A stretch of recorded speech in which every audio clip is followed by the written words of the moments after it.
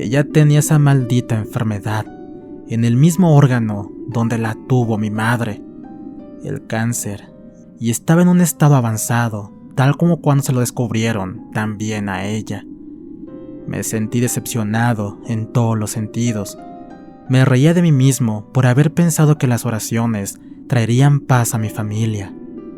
Les juro que odié a Dios con todas mis fuerzas, tan así que apenas llegamos a casa, desarmé el altar y lo tiré en un cuarto que usaba de depósito.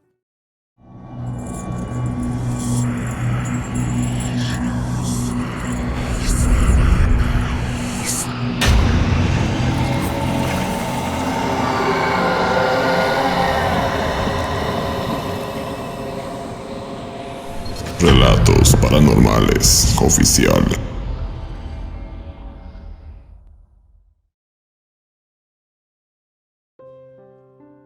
Los milagros son para los que creen, solía decirme mi madre, o amenazándome cada vez que yo me burlaba al escucharla hablar de Dios, de la Virgen y de los cientos de santos cuyos nombres ella se sabía de memoria.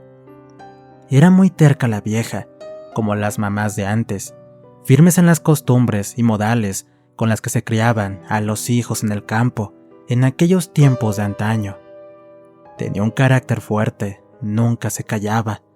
Cada vez que tenía algo que decirte, te lo decía, sin importarle si te gustaría oírla o no.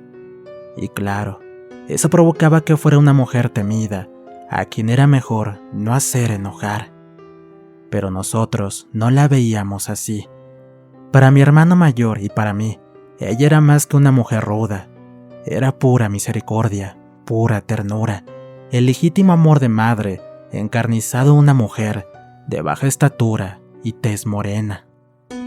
Eso sí, cuando alguien hacía algo que ella consideraba como ofensa a su religión, ni siquiera nosotros nos salvamos de su bruta manera de decir las cosas. Tenía un pequeño altar en casa, más precisamente en la sala. Ahí ponía sus imágenes, ante quienes se pasaba horas rezándole. Ella era feliz cuando lo hacía. Con solo decirles que sus ojos parecían brillar cuando miraba fijamente a su virgencita, sin ni siquiera parpadear. Eso lo hacía casi todos los días. Pero si debo mencionar un tiempo en específico que sobresaliera, tendría que decir que eran los tiempos de Navidad. ¿Por qué en vez de mirarme como tonto, vienes y te arrodillas conmigo para rezar? Ya comenzó la novena de Navidad. Me preguntaba cada vez que me descubría parado unos metros detrás de ella, burlándome de su fanatismo religioso.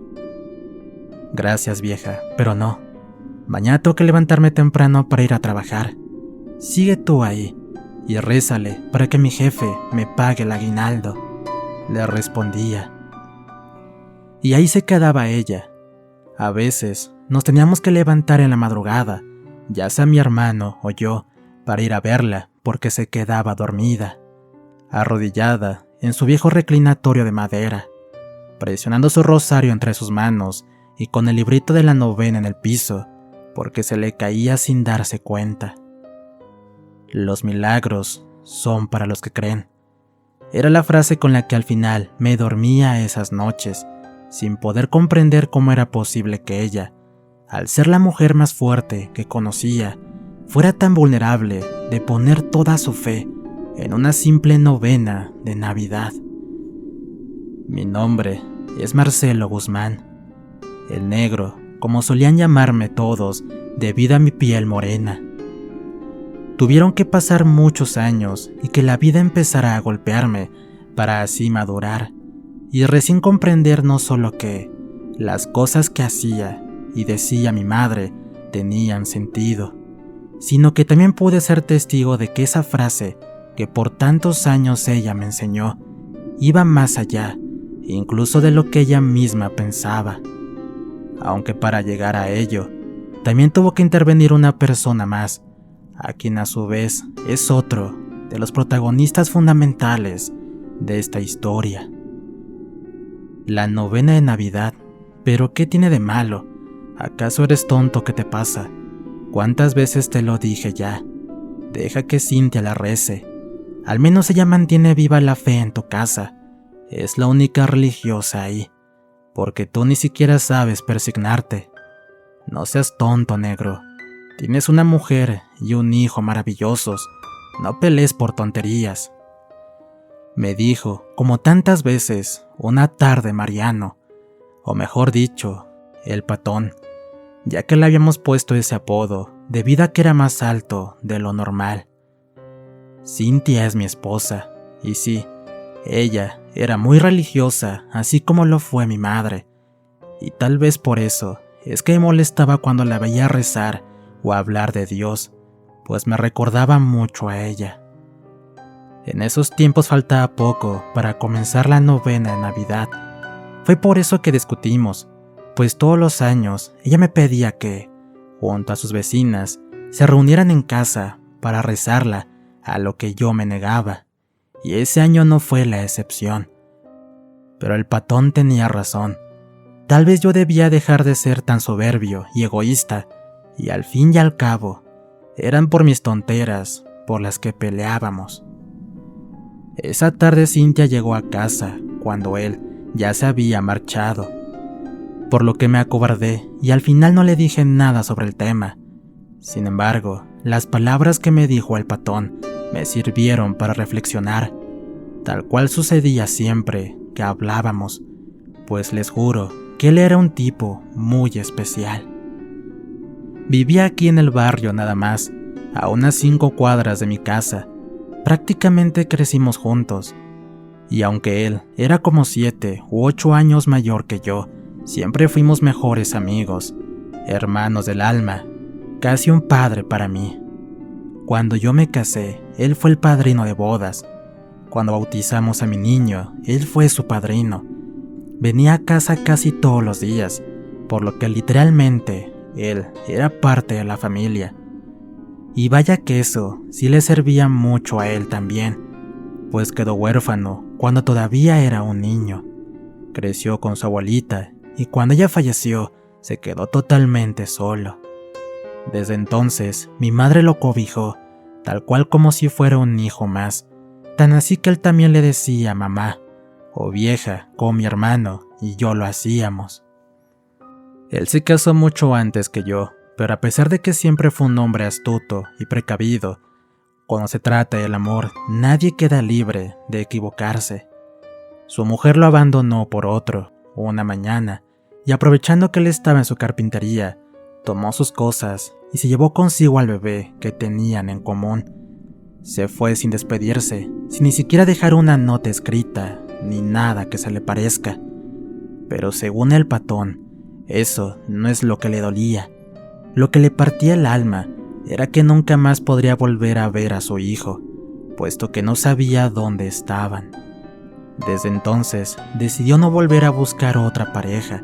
Se dedicó de lleno a la pequeña carpintería y se entregó al paso del tiempo, esperando que sus heridas fueran sanadas. Es algo que en la actualidad sé que jamás logró. Es por eso que, tanto mi esposa como yo, sentíamos mucha alegría cuando veíamos a Ariel, nuestro hijo, correr para abrazarlo cuando él llegaba a casa, llamándolo tío Mariano. Podría contarles muchas historias más sobre él, pero en estos momentos se me viene a mi memoria una que compartimos solo él y yo, la cual forma parte de mis recuerdos más preciados. Era una noche fría, y me atrevo a decir la más fría que viví en toda mi vida. Todavía faltaba 1 hora para salir de mi trabajo, cuando llegó corriendo Walter, un muchacho que ayudaba al Patón en su carpintería y que a la vez era nuestro amigo. No me dijo nada, tan solo bastó para poner sus ojos fijos en mí, y en tanto le caían gotas de sudor por su frente, en su cruel silencio yo sentía mi vida caerse a pedazos. Ni siquiera pedí permiso para irme, salí corriendo como loco en dirección al hospital. Walter venía atrás de mí pidiéndome que me calmara, pero para mí en ese momento no existía nada más que penumbras y desolación. Llegando a la esquina del hospital, pude ver al Patón esperándome afuera, y al estar junto a él, con lágrimas en sus ojos, me dijo aquello para lo que un hijo jamás está preparado a escuchar. Se nos fue, negro. La viejita ya se nos fue. Ahora descansa en paz. Caí de rodillas y rompí en un llanto desconsolado. El patón se arrodilló junto a mí y me abrazó, y mientras lloraba conmigo, me repetía que ahora ella estaba en paz, que esos tantos meses de sufrimiento por esa enfermedad habían llegado a su fin. Está de más decirles que eso fue un drástico cambio en mi vida, pues no existe consuelo alguno que pueda calmar el sufrimiento de perder a una madre.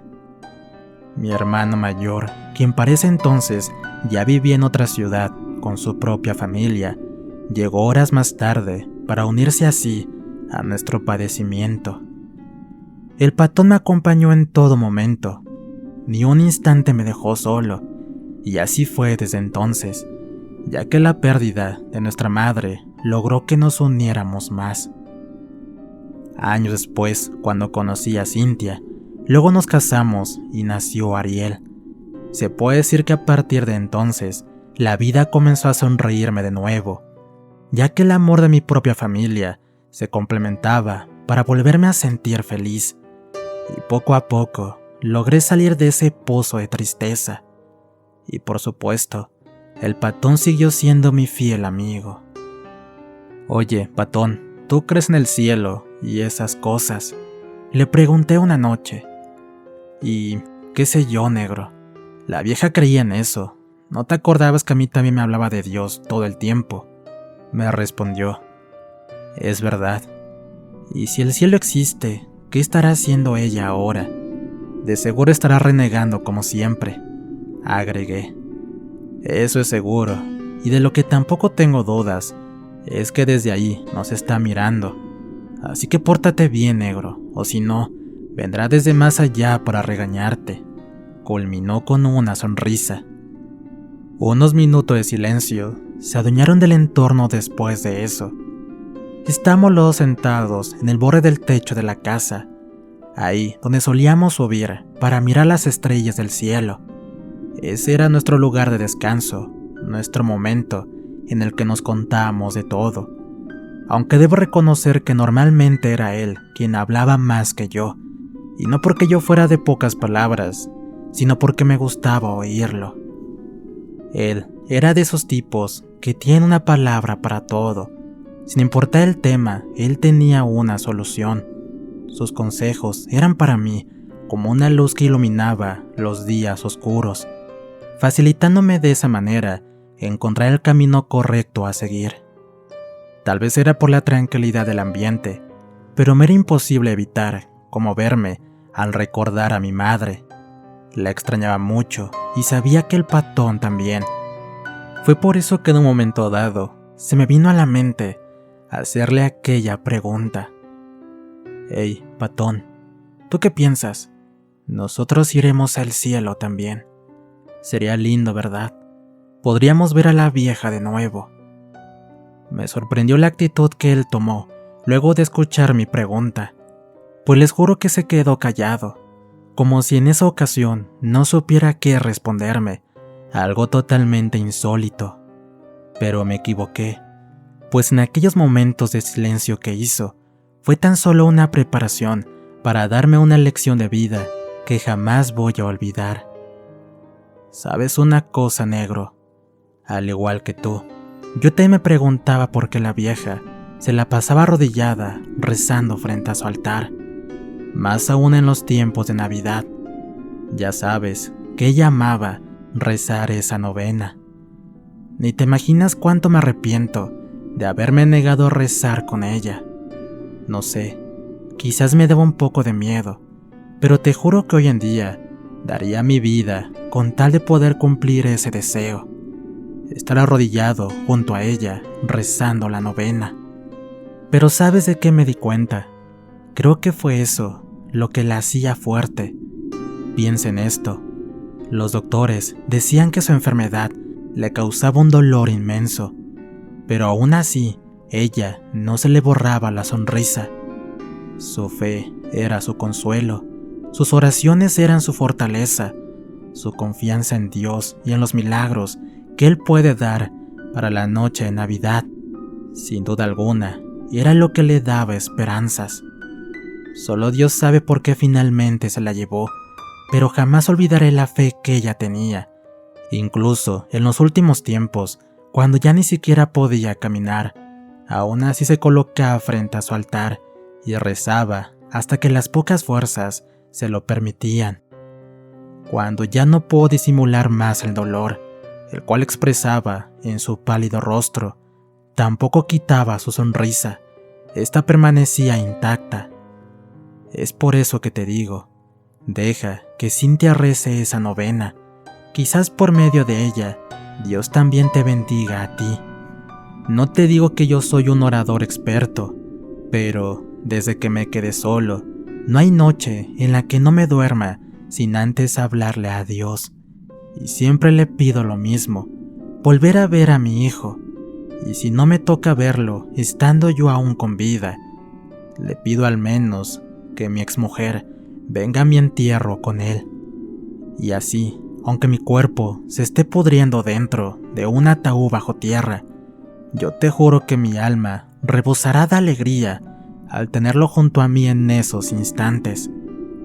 No seas tonto, negro. Deja que Cynthia rece la novena como lo hacía la vieja. De seguro ella se pondría contenta también. Como les digo, sus palabras eran como bálsamos de agua fresca, calmando el infierno que yo tenía dentro. Fue por eso que desde esa vez dejé de oponerme a la petición de mi esposa, hasta que llegó el día en el que, como si fuera una maldita burla del destino, todo dio un giro cruel y brutal que no hizo más que volverme a hundir en dolor, agregando ahora el odio, desesperación e impotencia. Cynthia comenzó a sentir un dolor estomacal que me ocultó, según ella, porque no le dio importancia, y me lo dijo recién cuando la dolencia se agravó, por lo que la llevé al hospital y le hicieron estudios. Cuando días después fuimos a retirar los resultados, nos dieron esa noticia que me congeló el alma. Ella tenía esa maldita enfermedad en el mismo órgano donde la tuvo mi madre, el cáncer, y estaba en un estado avanzado, tal como cuando se lo descubrieron también a ella. Me sentí decepcionado en todos los sentidos. Me reía de mí mismo por haber pensado que las oraciones traerían paz a mi familia. Les juro que odié a Dios con todas mis fuerzas, tan así que apenas llegamos a casa, desarmé el altar y lo tiré en un cuarto que usaba de depósito. No sé por qué, pero cuando me tocó darle la noticia al patón, también me enojé con él, pues fue quien me insistió tanto para que empezara a confiar en un Dios, el que ahora estaba destrozando mi vida. Los meses siguieron su curso. Pese a los medicamentos, Cynthia comenzaba a empeorar. Les prometo que era como ver a mi madre de nuevo, como revivir todo el sufrimiento que me tocó padecer en esos tiempos con ella. Recuerdo clarito el odio que sentí cuando, estando ya próxima a la Navidad, Cynthia me pidió que volviera a armar el altar, porque ella quería rezar la novena. No pude negarme, no estando ella en esas condiciones, y por más que les resulte insultante lo que les diré ahora, les juro que sentía asco hacia Dios mientras lo volvía a armar en la sala. Con el patón y Walter teníamos la costumbre de hacer una despedida de fin de año, una tradición aquí en mi país, Argentina. No tenía ganas de participar, pero fue Cynthia la que me convenció para que fuera. La reunión fue en la casa de Walter, quien vivía en un barrio un poco lejano. Ya era más de la medianoche cuando, con el alcohol dominándonos, hice aquello que hoy en día sigue carcomiéndome mi alma. Estábamos los tres hablando tranquilos, hasta que de repente, el patón me preguntó si Cynthia ya había comenzado a rezar la novena. Les juro que a partir de ese instante perdí el control de todo, y tomando por sorpresa a los dos, comencé a insultarlo. Le dije cuánto odiaba a Dios y que nunca debí permitir que mi esposa hiciera lo mismo que mi madre, y lo culpé a él de todo.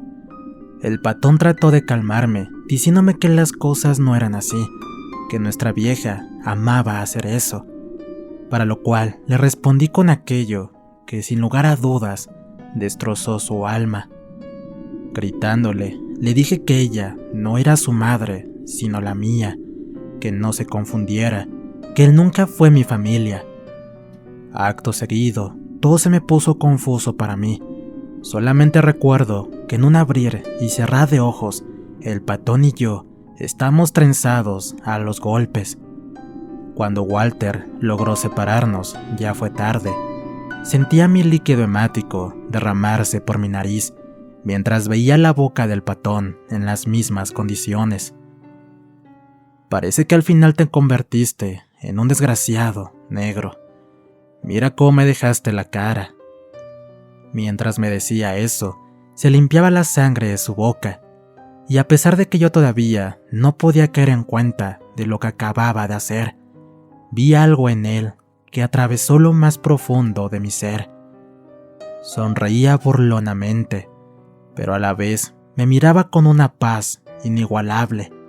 En sus ojos no había odio, era perdón puro lo que estos me transmitían. Posteriormente, él se despidió de Walter, argumentando que era mejor irse. Él le pedía que no se fuera, que estaba muy borracho para conducir su moto. Aún así se marchó. Lo vi salir de la casa y detenerse en la vereda, donde volteó para mirarme una vez más, con esa misma expresión de perdón en su rostro. A los pocos minutos yo hice lo mismo. Cuando iba camino a casa, todavía sentía un odio tremendo, pero ahora ese sentimiento iba dirigido hacia mí, por haber cometido el error más grande de mi vida, al haberle hecho eso a mi hermano del alma.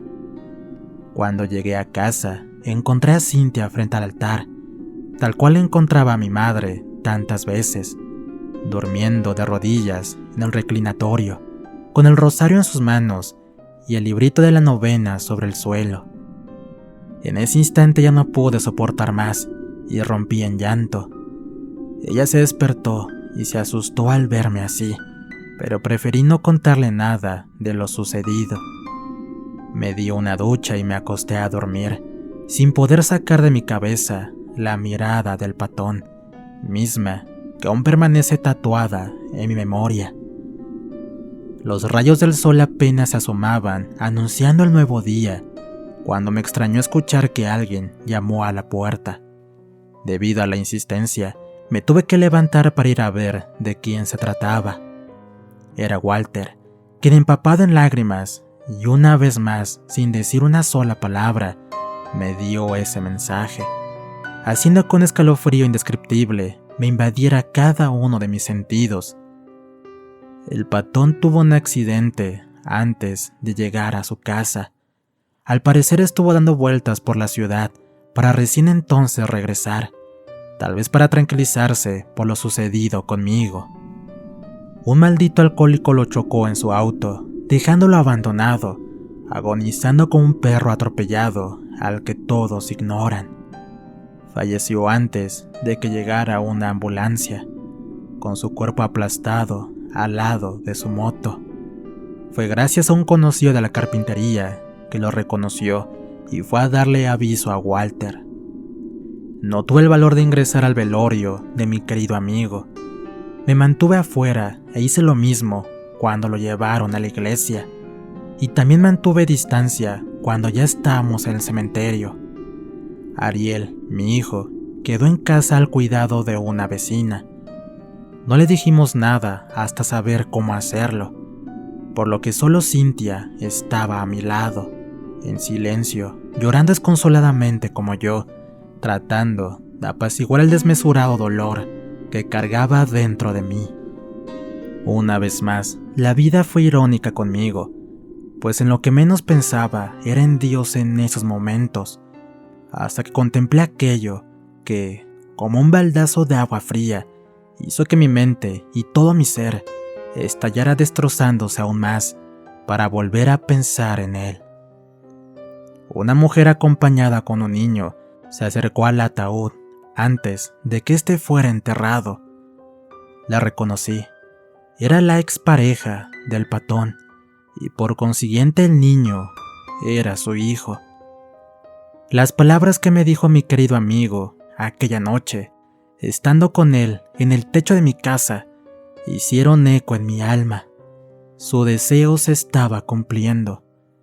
Dios había escuchado sus oraciones.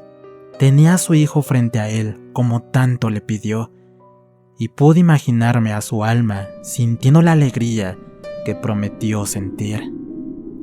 Después que lo sepultaron y la gente comenzó a irse, le pedí a Cintia que por favor me esperara por unos minutos más.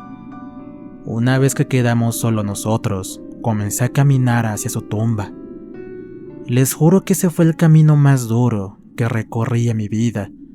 Cada paso que daba, y en tanto mis piernas temblaban, sentía miles de cuchillas atravesando mi ser.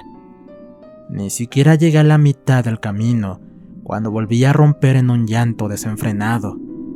Cuando estuve frente a él, me arrodillé frente a su tumba, apoyando mi cabeza sobre la tierra húmeda, pues no era capaz de levantarla siquiera. Le pedía perdón por todo lo que hice y dije, le repetía una y otra vez que él siempre fue mi hermano y que por siempre estaría en mi corazón. Le rogué para que ahora él sea quien rezara por mí, allá junto a mi madre, quien seguramente lo iba a recibir con los brazos abiertos, tal como lo hacía cada vez que venía a casa. Cintia tuvo que ayudarme a levantar para así poder regresar a casa, porque les aseguro que ya tenía como 15 minutos sin poder dejar de llorar y pedirle perdón. Ese día era un 24 de diciembre. Mientras caminamos de regreso, Cintia me contaba que era el último día de la novena, para lo cual me pedía que aunque sea por esa vez, la acompañara a rezarla. Todavía faltaban 2 cuadras para llegar cuando nos cruzamos con la vecina que había quedado al cuidado de nuestro hijo. Se disculpó diciendo que tuvo que salir de urgencia, por lo que lo dejó solo en casa. A raíz de eso, apuramos los pasos, pero nos calmamos al verlo sentado en la sala. Cuando mi esposa le preguntó desde hace cuánto tiempo estaba solo, él le respondió que desde apenas unos minutos, ya que el tío Mariano vino a rezar la novena con una señora. Tanto Cintia como yo quedamos estupefactos, pues como les dije, nuestro hijo aún no sabía nada sobre el fallecimiento de su padrino, pero fue ella quien tuvo la lucidez suficiente como para seguir haciéndole preguntas, pues les prometo que yo no podía ni hablar. Hoy en día no tengo dudas de que esa tarde el alma de mi querido amigo vino a casa, y seguramente se estarán preguntando quién fue la señora que lo acompañó. Y a pesar de que yo lo supe desde un comienzo, tuvimos que comprobarlo mostrándole a nuestro hijo una foto de mi madre, una de esas tantas que yo conservaba en nuestra habitación y que jamás le habíamos enseñado. En efecto, fueron las almas del Patón y de mi madre los que vinieron a rezar la novena, cumpliendo así un deseo más que tenía mi querido amigo. Con lágrimas en los ojos, esa vez recé el último día de la novena junto a mi esposa, pero a la vez con una ligera sonrisa en mi rostro, sabiendo que quizás esas 2 almas de seres amados estaban todavía ahí con nosotros. Esa fue la Navidad más especial que viví en mi existencia, en la que no solo mi vida volvió a sentir felicidad, sino también porque ahora ya estaba convencido de que el cielo existe, y ahí iremos para reencontrarnos con nuestros seres amados. Por tal motivo, desde entonces, nunca volví a desconfiar de Dios. No me convertí en un santo, pero cada vez que Cintia me lo propone, nos ponemos a rezar frente al altar sin importar el día ni la hora. Y cómo no hacerlo si días después, cuando nos tocó volver al hospital para retirar los nuevos estudios que le hicieron, incrédulo, el médico nos dijo que el cáncer había desaparecido. Mariano, Patón, mi querido amigo, hermano, el padre que nunca tuve, te pido que nunca dejes de interceder por nosotros. Asimismo, te pido que le des un abrazo a mi madre y por favor vengan siempre a acompañarnos, en especial cuando lleguen los tiempos de Navidad para rezar juntos la novena. No, los milagros no solo son para los que creen, sino también para los que no lo hacen. Es lo que aprendí al vivir aquella inolvidable Navidad. Historia escrita y adaptada por nuestro amigo Lázaro Scripta para relatos paranormales. ¿Qué tal, queridos amigos? Espero que esta historia haya sido de su agrado. No olviden suscribirse y activar la campanita, así como compartir el contenido con sus amigos. Les mando un fuerte abrazo a todos, deseando que todos sus propósitos se cumplan. No olviden dar cariño, amor a sus seres amados, en especial a sus padres, si aún los tienen, y si no, recuérdenlos con mucho cariño y obrando como ellos desearían que así fuera. Cuídense mucho, nos escuchamos pronto.